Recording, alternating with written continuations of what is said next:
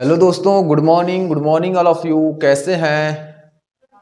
उम्मीद है कि अच्छे होंगे और एग्जामिनेशन का प्रिपरेशन कर रहे होंगे। ठीक है, तो दोस्तों आते ही आपके लिए चंद पंक्तियां बयां कर रहा हूं जिससे आपके अंदर पढ़ने के प्रति एक नई उत्सुकता उत्पन्न होगी, रुचि उत्पन्न होगी। तो वो पंक्तियां हैं, जिंदगी खेलती भी उसी के साथ है, जिंदगी खेलती भी उसी के साथ है जो खिलाड़ी बेहतरीन होता है, जिंदगी खेलती भी उसी के साथ है जो खिलाड़ी बेहतरीन होता है। दर्द सबके एक हैं, दर्द सबके एक हैं, मगर हौसले सबके अलग अलग हैं, मगर हौसले सबके अलग अलग हैं। कोई हताश होकर बिखर जाता है, कोई हताश होकर बिखर जाता है, तो कोई संघर्ष करके निखर जाता है, कोई संघर्ष करके निखर जाता है। तो दोस्तों बने रहिए इस YouTube चैनल पर, जिस पर आपको सभी प्रकार के स्टडी मटेरियल प्रोवाइड किए जाते हैं और सभी फैकल्टी मेंबर आपको तन मन से पढ़ा रहे हैं। तो बस आपको मेहनत करने की जरूरत है। अगर आप अपने लक्ष्य की प्राप्ति का चाहते हैं तो हमारे फैकल्टी मेंबर के साथ आप भी उतनी तन मन से मेहनत कीजिए जैसे हमारे फैकल्टी मेंबर आपके लिए नोट्स बना रहे हैं, बोर्ड पर लिख रहे हैं और ऑन कैमरा आकर के आपको पढ़ा रहे हैं। ठीक है ना? तो ऐसे ही आपको भी मेहनत करना है, नोट्स आप भी बनाइए ताकि आपको रिवाइज करने में आसानी हो। ठीक है, तो दोस्तों अगर आप हमारे चैनल पर नए हैं तो चैनल को सब्सक्राइब करें, लाइक करें, शेयर करें और बेल आइकन दबाकर ऑल नोटिफिकेशन कर लें ताकि हर वीडियो का अपडेट आपको टाइमली मिलता रहे। ठीक है, तो दोस्तों हमने आपको क्या किया, यानी एपिसोड नंबर 22, आज मैं आपको पढ़ाऊंगा एपिसोड नंबर 22 और पार्ट आपका 4। ये आपका पार्ट 4 है। क्या? हिंदी साहित्य का पार्ट 4 है। हिंदी व्याकरण को हम खत्म कर चुके हैं पढ़ा करके, अब मैं हिंदी साहित्य पढ़ा रहा हूं और हिंदी साहित्य में मैं आपको जो भारतेंदु युग था वो भी पूरा पढ़ा चुका हूं, उसके बाद जो आपका द्विवेदी युग है वो भी पढ़ा चुका हूं, छायावाद युग भी पढ़ा चुका हूं, लेकिन अब मैं पढ़ाने जा रहा हूं प्रगतिवाद युग। यानी प्रगतिवाद क्या है, कब से कब तक था, इसकी पहचान हम कैसे करते हैं और इसमें प्रमुख कवि कौन कौन से थे।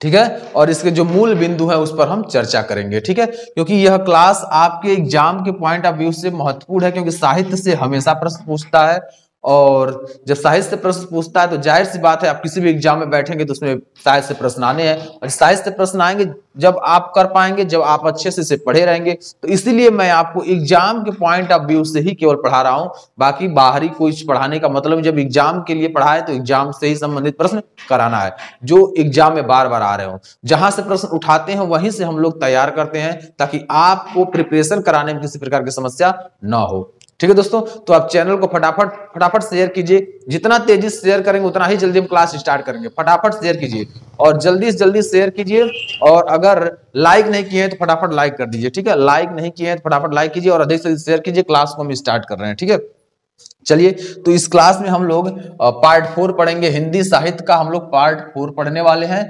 पार्ट 4 में हम लोग पढ़ेंगे प्रगतिवाद के बारे में। ठीक है, किसके बारे में? प्रगतिवाद के बारे में। ठीक है ना? प्रगतिवाद 1906 ईस्वी से लेकर टिल नाउ अभी तक चल रहा है। जो प्रगतिवाद है 1906 से लेकर के अभी तक चल रहा है। ठीक है, चलिए, तो सबसे पहला पॉइंट हम लोग देखेंगे 1935 ईस्वी में। 1935 ईस्वी में E.M. फोस्टर ने, ये एक नाम है, E.M. फोस्टर ने प्रोग्रेसिव राइटर्स एसोसिएशन, ये ध्यान रखिएगा, नाम याद करिएगा, एग्जाम में आ सकते हैं प्रश्न। प्रोग्रेसिव राइटर्स एसोसिएशन नामक एक संस्था की न्यू पेरिस में डाली। अब प्रश्न बन सकता है यहां से कैसे दोस्तों कि 1935 ईस्वी में E.M. फोस्टर ने कौन से संस्था की न्यू डाली? तो आंसर आपका होगा प्रोग्रेसिव राइटर्स एसोसिएशन। क्या होगा? Progressive writer association. ठीक है, और प्रश्न पूछ दिया कि प्रोग्रेसिव राइटर्स एसोसिएशन नामक संस्था का न्यू कहां रखा गया था? समझ में आया? ये पूछ दिया कि प्रोग्रेसिव राइटर्स एसोसिएशन का न्यू कहां रखा गया था, तो आप बोलेंगे पेरिस में। उत्तर में बोलेंगे क्या? पेरिस में। आंसर आपका पेरिस मिला तो टिक करके आगे बढ़ जाएंगे। या एक और प्रश्न बन सकता है, प्रोग्रेसिव यानी E.M. फोस्टर ने प्रोग्रेसिव राइटर्स एसोसिएशन नामक संस्था की नींव किस सन में और कहां डाली? तो 1935 ईस्वी में पेरिस में डाली। यह आपका उत्तर होगा। और अगर प्रश्न बन सकता है प्रोग्रेसिव राइटर्स एसोसिएशन की नींव किसने डाली, तो यह उस उत्तर होगा E.M. फोस्टर ने 1935 में डाली। ठीक है, तो कितने प्रकार के प्रश्न बने? 4 से 5 प्रकार के प्रश्न एक ही टॉपिक से बन गए, जो हमने आपको क्लियर करा दिया। अगर ऐसे प्रश्न आपके एग्जाम में आएंगे तो आप साधारण भाषा में आप इसे कर लेंगे, क्योंकि आपको हम पढ़ा दिए, कई प्रकार से इसको पढ़ा दिए, तो आप एग्जाम में कर लेंगे। ठीक है, चलिए अगला पॉइंट हम लोग देखते हैं। सज्जाद जहीर और मुल्क राज आनंद ने भारत में 1936 ईस्वी में प्रगतिशील लेखक संघ की स्थापना की। अब देखिए यहां भी आपका एक संघ का नाम आया, जैसे यहां पहला क्वेश्चन था वैसे दूसरा है। अब देखिए ये नाम है सज्जाद जाहिर और मुल्क राज आनंद, ठीक है ना। ये भारत में 1936 ईस्वी में प्रगतिशील लेखक, क्या है? प्रगतिशील लेखक संघ की स्थापना की। अब प्रश्न क्या बनेगा दोस्तों? प्रश्न ये बनेगा 1936 ईस्वी में प्रगतिशील लेखक संघ की स्थापना किसने की? तो आप उत्तर में दिया होगा सज्जाद जाहिर और मुल्क राज आनंद, तो उस पर आप टिक करके आगे बढ़ जाएंगे, ठीक है ना, उस पर टिक करके आगे बढ़ जाएंगे। दूसरा प्रश्न क्या बनेगा? सज्जाद जाहिर और मुल्क राज आनंद ने, सज्जाद जाहिद और मुल्क राज आनंद ने 1936 में कौन से संघ की स्थापना की? 4 ऑप्शन होगा, उसमें अगर प्रगतिशील लेखक दिया होगा तो उसको टिक करके आगे बढ़ लीजिएगा। प्रगतिशील लेखक इज द राइट आंसर, ठीक है। और भी प्रश्न बन सकते हैं, प्रगतिशील लेखक संघ की स्थापना किस सन में हुई? किस सन में हुई? तो सही उत्तर क्या होगा? 1936 ईस्वी में हुई, ठीक है ना। सही उत्तर क्या होगा? 1936 ईस्वी में, ठीक है। तो ऐसे ही बहुत सारे प्रश्न बन सकते हैं। किसने किया? तो मुल्क राज आनंद और सज्जाद जाहिर ने किया, सज्जाद जाहिर ने किया। तो ऐसे प्रश्न आपके बन सकते हैं। देखिए 3-4 प्रश्न इससे बन गए, 3-4 प्रश्न इससे बन गए, 8 प्रश्न आपके यही क्लियर हो गए, ठीक है ना। तो जब ऐसे पढ़ेंगे तो प्रश्न भी क्लियर होते जाएंगे, और एग्जाम के पॉइंट ऑफ व्यू से तो पढ़ ही रहे हैं, इसमें से प्रश्न बन सकता है। चलिए, एक साहित्यिक आंदोलन के रूप में प्रगतिवाद का इतिहास मोटे तौर पर 1936 ईस्वी से लेकर 1956 ईस्वी तक का इतिहास है, ठीक है ना। अगर साहित्यिक आंदोलन का इतिहास बोला जाए, साहित्यिक, यहां दिया साहित्यिक आंदोलन के रूप में अगर प्रगतिवाद का इतिहास, किसका? प्रगतिवाद का इतिहास बोला जाए तो 1936 से लेकर 1956 ईस्वी तक का इतिहास है। कोई पूछ, अगर प्रश्न एग्जाम में आ गया प्रगतिवाद का इतिहास कब से कब तक है, तो आप ऑप्शन में दिया होगा 1936 दिया होगा, 1936 से लेकर के 1956 ईस्वी तक का है। किसका? प्रगतिवाद का साहित्यिक आंदोलनिक इतिहास 1936 ईस्वी से लेकर के 1956 ईस्वी तक का इतिहास है, ठीक है ना। ये आप प्रश्न कर लेंगे, इसमें 1 से 2 प्रश्न बनेंगे, और ऐसे प्रश्न को आपको करके आना है, छोड़ना नहीं है, ठीक है ना। ऐसे प्रश्न को आपको करके आना है, छोड़ना नहीं है, क्योंकि आपको बहुत ही इत्मीनान से और एक एक लाइन में क्लियर करा रहा हूं, एक एक प्रश्न में क्लियर करा रहा हूं, ठीक है। अब देखिए प्रगतिवाद के कौन कौन से कवि थे, उन कवि लोगों को भी देख लेते हैं, कवि लोगों के नाम भी पढ़ लेते हैं, क्योंकि यहां से भी प्रश्न उठते हैं कि प्रगतिवाद के कवियों का नाम बताइए, प्रगतिवाद निम्न में से कौन से प्रगतिवादी कवि हैं। तो 4 ऑप्शन रहेगा, उसमें से एक ऑप्शन में रहेंगे प्रगतिवादी कवि, उसी को छांटना होता है आपको, ठीक है ना। तो ये मैं आपको बता दे रहा हूं। फिर और भी बहुत सारे पॉइंट बचे हैं, उसको ही मैं पढ़ाऊंगा। तो दोस्तों अगर आप हमारे चैनल पर नए हैं तो चैनल को सब्सक्राइब करें, लाइक करें, शेयर करें, और बेल आइकन दबाकर ऑल नोटिफिकेशन कर लें, ताकि हर वीडियो का अपडेट आपको टाइमली मिलता रहे, ठीक है। तो फटाफट शेयर कीजिए, आप लोग शेयर नहीं करते हैं और ना ही लाइक करते हैं। आपके लाइक से, सब्सक्राइब से और शेयर से हमारे सभी टीचर, हमारे सभी फैकल्टी मेंबर का मनोबल बढ़ता है, जिससे आपके लिए तन मन से मेहनत करके और क्लासेस देते हैं, वीडियो का एनालिसिस करते हैं, क्वेश्चन का एनालिसिस करते हैं, और आपके एग्जाम के पॉइंट ऑफ व्यू से प्रेजेंटेशन तैयार करते हैं, और फिर ऑन कैमरा आकर के आपको पढ़ाते हैं, ठीक है ना। तो इतना मेहनत लगता है आपको सक्सेस करने के लिए, हमारे टीचर मेहनत कर रहे हैं, तो आप तो इतना कर सकते हैं कि चैनल को अधिक से अधिक शेयर कर दें, चैनल के लिंक को शेयर कर दें फटाफट, वीडियो को लाइक कर दें फटाफट, अगर नए हैं तो सब्सक्राइब कर दें, और लोगों से इसे चैनल को सब्सक्राइब कराएं और शेयर कराएं, ठीक है ना। ये आपका काम है, इतना तो कर सकते हैं, हम आपके लिए इतना कर रहे हैं तो आप तो इतना कर सकते हैं, ठीक है। चलिए अगला पॉइंट हम लोग देखेंगे, यहां दिया हुआ है प्रमुख कवि, यानी कौन कौन से ऐसे हैं जो प्रगतिवादी कवि हैं। तो केदारनाथ अग्रवाल ये प्रगतिवादी कवि है, ठीक है ना। केदारनाथ अग्रवाल जो हैं ये प्रगतिवादी कवि हैं। नागार्जुन भी प्रगतिवादी कवि हैं, नागार्जुन भी क्या है? प्रगतिवादी कवि हैं। वहीं रामविलास शर्मा भी प्रगतिवादी कवि हैं। कौन? रामविलास शर्मा भी प्रगतिवादी कवि हैं। रागे रागे राघव, रागे राघव भी क्या है? प्रगतिवादी कवि हैं। रागे राघव भी क्या है? प्रगतिवादी कवि हैं। उसके बाद शिव मंगल सिंह सुमन, इनको शॉर्ट में सुमन भी कहा जाता है। शिव मंगल सिंह सुमन जो हैं ये भी प्रगतिवादी कवि हैं। उनको शिव मंगल सिंह सुमन का नाम शॉर्ट में सुमन लोग बोलते हैं। और त्रिलोचन भी है, त्रिलोचन जी भी ये प्रगतिवादी कवि हैं। ठीक है ना। तो प्रगतिवादी कवियों का नाम हमने आपको बता दिया। अगर यहाँ जो समझ में न आया हो तो यहाँ पूछ सकते हैं, यानी त्रिलोचन है। ठीक है ना, थोड़ा सा मिस्टेक हो गया, यहाँ त्रिलोचन लिखा गया था, त्रिलोचन। ठीक है ना, इस बात का ध्यान रखिएगा। ये हो गए आपके प्रमुख कवि जो प्रगतिवादी कवि हैं। ठीक है ना, क्या है?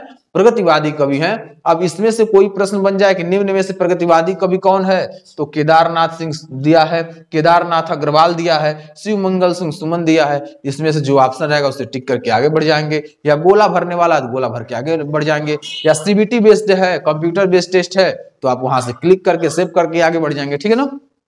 चलिए आगे हम लोग पढ़ेंगे राजनीति में जो स्थान समाजवाद का। अब देखिए ये पॉइंट बता रहे हैं यहाँ कि क्या महत्व है प्रगतिवाद का।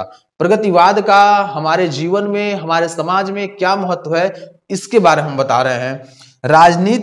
राजनीति में जो स्थान समाजवाद का है, यानी जैसे राजनीति में समाजवाद एक मुख्य बिंदु होता है, राजनीति में समाजवाद सबसे मुख्य भूमिका निभाता है, क्योंकि राजनीति समाज में ही किया जाता है।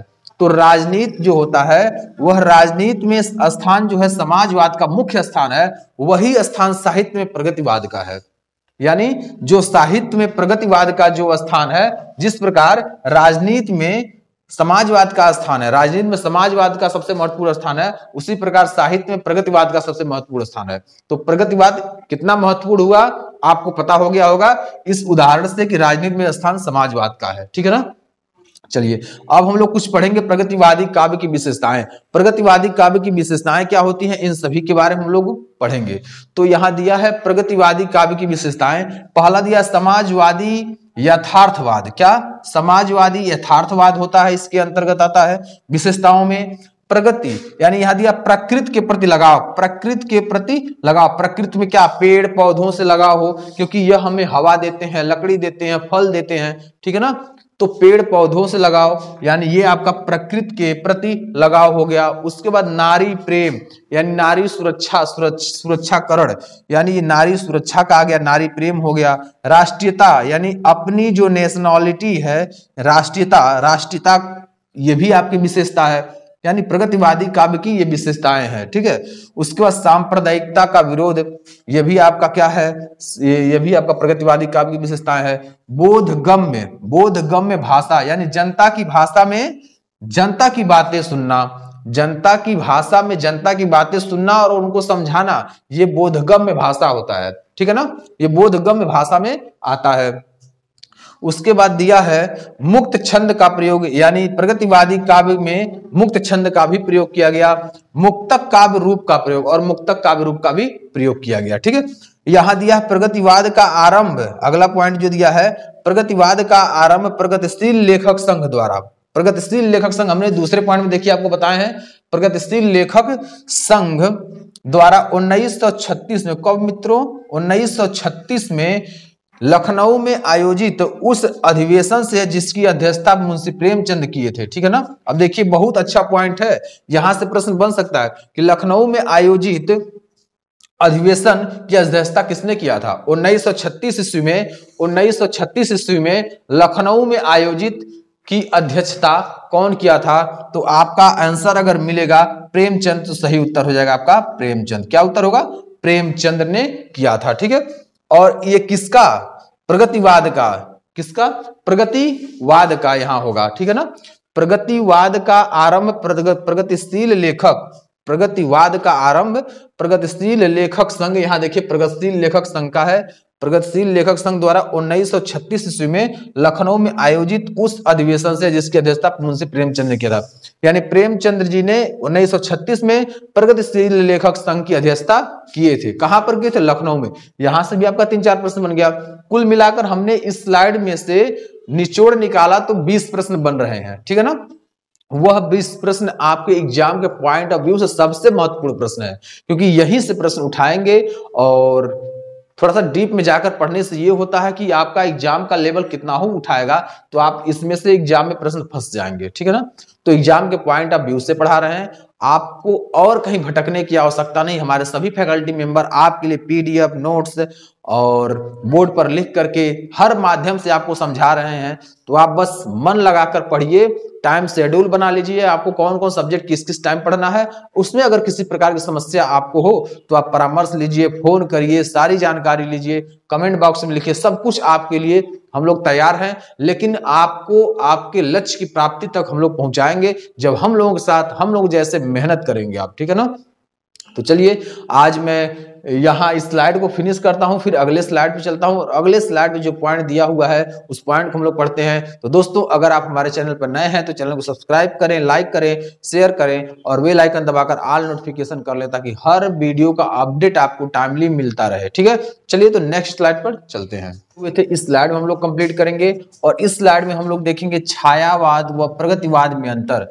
छायावाद और प्रगतिवाद में क्या अंतर है, इस स्लाइड में हम लोग पूरा पढ़कर इसको प्रगतिवाद को आज खत्म करने वाले हैं। अब कल का जो क्लास लगेगा वह आपका लगेगा प्रयोगवाद, ठीक है ना। प्रयोगवाद का कार्यकाल कब से कब तक था उसके बारे में हम लोग कल पढ़ेंगे। तो आज हम लोग पढ़ेंगे क्या, छायावाद और प्रगतिवाद में अंतर, और प्रगतिवाद जो है वो आज खत्म हो जाएगा, ठीक है। कल प्रयोगवाद स्टार्ट होगा, ठीक है ना। चलिए छायावाद और प्रगतिवाद में क्या अंतर था इसके बारे में हम कुछ स्पष्ट करना चाहेंगे, इसे ध्यानपूर्वक आप सुनिएगा। छायावाद में कविता करने का उद्देश्य, यानी छायावाद में जो कविता होता था उसका उद्देश्य स्वांतः सुखाय था। क्या था, स्वांतः सुखाय था, समझ में आया। छायावाद में कविता करने का उद्देश्य क्या था, स्वांतः सुखाय, जबकि प्रगतिवाद में क्या था, बहुजन हिताय बहुजन सुखाय, समझ में आया। इस पॉइंट को नोट कर लीजिएगा कि स्वांत सुखाय क्या है, स्वांत सुखाय किस युग से है, तो स्वांत सुखाय आपका छायावाद युग से, ठीक है ना। किस युग से है, छायावाद युग से है, छायावाद युग से है, छायावाद युग से है, ठीक है ना। कौन, ये स्वांतः सुखाय। प्रश्न अगर एग्जाम में बन गया कि स्वांतः सुखाय किस युग से है, तो आंसर आप देखेंगे तो टिक लगाएंगे छायावाद युग पर, ठीक है।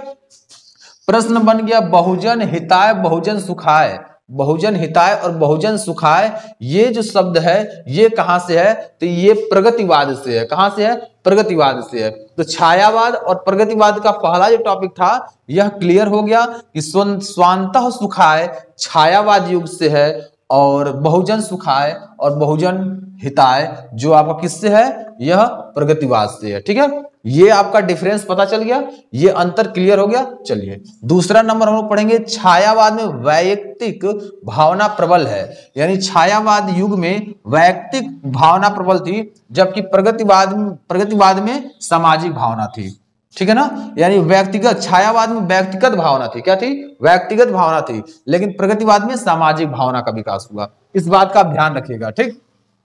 तीसरा है छायावाद में अतिशय कल्पनाशीलता है, छायावाद में अतिशय कल्पनाशीलता है, जबकि प्रगतिवाद में ठोस यथार्थ का वर्णन है। यानी प्रगतिवाद में ठोस यथार्थ का वर्णन है और छायावाद में अतिशय कल्पनाशीलता का वर्णन है, ठीक है ना। ये आपको तीन डिफरेंस था और तीनों डिफरेंस के बारे में हमने आपको बता दिया। अगर यहाँ कोई भी आपको पॉइंट समझ में न आता होगा तो कमेंट करिएगा, मैं आपको बताऊंगा। लेकिन आप फटाफट लाइक वाले कर दीजिए, लाइक आप लोग नहीं करते हैं, लाइक आप लोग करते नहीं, लाइक करिए, फटाफट लाइक करिए, ठीक है। और अधिक से अधिक शेयर कीजिए, ठीक है।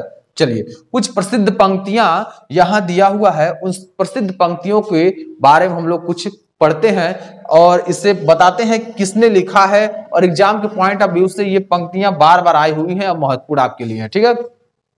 तो कुछ पंक्तियां बयां करने से पहले मैं आपको कुछ प्रेरणा स्रोत भरे कुछ पॉइंट सुनाना चाहता हूं, कुछ लाइनें सुनाना चाहता हूं। तो वो लाइनें हैं, ना पूछो कि मेरी मंजिल कहाँ है, ना पूछो कि मेरी मंजिल कहाँ है, अभी तो सफर का इरादा किया है, अभी तो सफर का इरादा किया है, न हारूंगा हौसला उम्र भर ये मैंने ठाना है, न हारूंगा हौसला उम्र भर मैंने ये ठाना है, किसी से नहीं खुद से वादा किया है, किसी से नहीं खुद से वादा किया है। तो दोस्तों अपने आप से वादा करिए, किसी और से कहने की आवश्यकता नहीं है, अन्य लोगों से कहने से कोई नहीं मिलने वाला है। जब आप खुद से वादा करेंगे और जब अपने लक्ष्य की प्राप्ति करेंगे तो उससे खुशी का माहौल ही कुछ अलग रहेगा। ठीक है। तो चलिए अब हम लोग आगे पढ़ते हैं। प्रसिद्ध पंक्तियां जो दिया हुआ है केदारनाथ अग्रवाल जी का, त्रिलोचन जी का, नागार्जुन जी का और ऐसे नरेंद्र शर्मा जी का, ऐसे अन्य जो पंक्तियां, उन सभी पंक्तियों पर विचार करते हैं और उस पंक्तियों को पढ़ते हैं और फिर बताते हैं कि इसके लेखक कौन है, इसके कवि कौन है, क्योंकि एग्जाम के पॉइंट ऑफ व्यू से महत्वपूर्ण होता है। इसमें पूछता क्या है, निम्नलिखित पंक्ति के लेखक या रचयिता कौन है, निम्नलिखित पंक्ति के लेखक और रचयिता कौन है। तो आप पढ़े रहेंगे तो याद रहेगा कि इसके केदारनाथ अग्रवाल जी हैं, इस पंक्ति के त्रिलोचन जी हैं। तो उस पंक्ति के बारे में हम आपको बताते हैं, उस पंक्ति को पढ़कर बताते हैं। तो पहली पंक्ति कौन सी है, यहां देखेंगे दिया है, मार हथौड़ा कर कर चोट, मार हथौड़ा कर कर चोट, लाल हुए काले लोहे को जैसा चाहे वैसा मोड़। इसे किसने लिखा है, केदारनाथ अग्रवाल जी लिखे हैं। यह पंक्ति को केदारनाथ अग्रवाल जी लिखे हैं। अगर एग्जाम में, किसी भी एग्जाम में अगर ऐसा आ जाता है तो केदारनाथ अग्रवाल पर टिक करके आगे बढ़ जाइएगा, ठीक है। अगर कंप्यूटर बेस्ड टेस्ट होता है तो आप क्लिक करिएगा और क्लिक करने के बाद सेव करिएगा, सेव करके नेक्स्ट करके आगे बढ़िएगा। दूसरा देखिए, बापू के भी ताऊ निकले तीनों बंदर बापू के, सरल सूत्र उलझाऊ निकले तीनों बंदर बापू के। इसे किसने लिखा है, नागार्जुन ने लिखा है। किसने लिखा है, नागार्जुन ने लिखा है। इससे आप एग्जाम के पॉइंट ऑफ व्यू से महत्वपूर्ण जरूर समझिएगा। बापू के भी ताऊ निकले तीनों बंदर बापू के, सरल सूत्र उलझाऊ निकले तीनों बंदर बापू के। इसे नागार्जुन ने लिखा है। कौन लिखा है, नागार्जुन ने लिखा है। इस पॉइंट को आप जरूर इंडिकेट करिएगा। तीसरा पॉइंट क्या है, तीसरा इसमें दिया हुआ है, मुझे जगत जीवन का प्रेमी बना रहा है प्यार तुम्हारा। ठीक है ना, मुझे जगत जीवन का प्रेमी बना रहा है प्यार तुम्हारा। इसे किसने लिखा है, त्रिलोचन जी ने लिखा है। इस पंक्ति को त्रिलोचन जी ने लिखा है। यह एग्जाम के पॉइंट ऑफ व्यू से महत्वपूर्ण है, ठीक है ना, इस बात का आप ध्यान रखिएगा। मुझे जगत जीवन का प्रेमी बना रहा है प्यार तुम्हारा, त्रिलोचन जी ने लिखा है। इसे आप जरूर याद करिएगा। 4 नंबर में दिया है, हवा हूं हवा, हवा हूं हवा हूं, मैं बसंती हवा हूं। इसे किसने लिखा है, केदारनाथ अग्रवाल जी ने लिखा है। किसने लिखा है, केदारनाथ अग्रवाल जी ने लिखा है, ठीक है। इसको आप इंडिकेट कर लीजिए कि IMP लिख दीजिएगा, क्योंकि एग्जाम के पॉइंट ऑफ व्यू से महत्वपूर्ण है। हवा हूं मैं बसंती हवा हूं, केदारनाथ अग्रवाल जी लिखे हैं, ठीक। चलिए आगे हम 5वां नंबर पॉइंट देखेंगे। 5वें नंबर में जो पंक्ति दिया हुआ, खेत हमारे भूमि हमारी सारा देश हमारा है, इसलिए तो हमको इसका चप्पा चप्पा प्यारा है। इसे किसने लिखा है, नागार्जुन ने लिखा है। किसने लिखा है, नागार्जुन ने लिखा है। एक बार और इस पंक्ति को मैं दोहराता हूं, खेत हमारे भूमि हमारी, खेत हमारे भूमि हमारी सारा देश हमारा है, इसलिए तो हमको इसका चप्पा चप्पा प्यारा है, चप्पा चप्पा प्यारा है। इसे किसने लिखा है, नागार्जुन जी ने लिखा है। किसने, नागार्जुन। अगर एग्जाम में आ जाता है तो ऐसे टिक करके आप आगे बढ़ लीजिएगा, ठीक है। 6वां नंबर और लास्ट पंक्ति है ये, 6वां नंबर और लास्ट पंक्ति है। और भी कुछ पंक्तियां हैं जो PDF के माध्यम से आप तक पहुंच जाएगी, ठीक है। जाने कब तक घाव भरेंगे इस घायल मानवता के, जाने कब तक घाव भरेंगे इस घायल मानवता के, जाने कब तक सच्चे होंगे सपने सबकी समता के। इसे किसने लिखा है, नरेंद्र शर्मा ने लिखा है। किसने, नरेंद्र शर्मा ने लिखा है। जाने कब तक घाव भरेंगे इस घायल मानवता के, जाने कब तक सच्चे होंगे सपने सबकी समता के। इसे लिखने वाले नरेंद्र शर्मा जी हैं। कौन है, नरेंद्र शर्मा जी हैं। यह आपका एग्जाम के पॉइंट ऑफ व्यू से भी IMP जरूर लिख लीजिएगा, ठीक है। किसी भी एग्जाम में आ सकता है, UPP और SSC GD में भी ऐसे प्रश्न बन सकते हैं, ठीक है ना। तो उम्मीद है दोस्तों ये अभी स्लाइड आपको पूरा समझ में आ गया होगा। हमने आज स्लाइड में आज खत्म किया प्रगतिवाद को, क्या, प्रगतिवाद को हमने खत्म कर दिया। और कल का जो क्लास होगा वह प्रयोगवाद का होगा, ठीक है ना, वह प्रयोगवाद का होगा। हमने भारतेंदु युग पढ़ाया, द्विवेदी युग पढ़ा चुके, छायावादी युग पढ़ा चुके और प्रगति युग पढ़ा चुके। अब इसके बाद हम लोग पढ़ाएंगे प्रयोगवाद, पढ़ाएंगे क्या, पढ़ाएंगे प्रयोगवाद, ठीक है। तो दोस्तों अगर आप हमारे चैनल पर नए हैं तो चैनल को सब्सक्राइब करें, लाइक करें, शेयर करें और बेल आइकन दबाकर ऑल नोटिफिकेशन कर लें ताकि हर वीडियो का अपडेट आपको टाइमली मिलता रहे।